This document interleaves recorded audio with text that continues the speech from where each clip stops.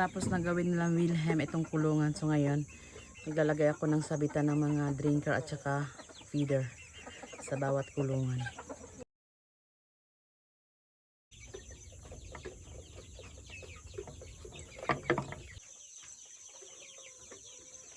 Nalipat ko na rin mga sisyo galing dun sa lumang kulungan papunta rito sa bahay.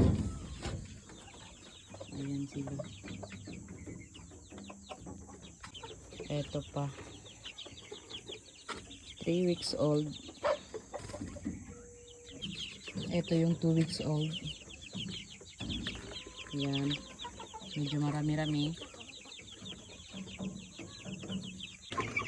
Ayan, nakahangin na yung feeder nila at saka yung waterer.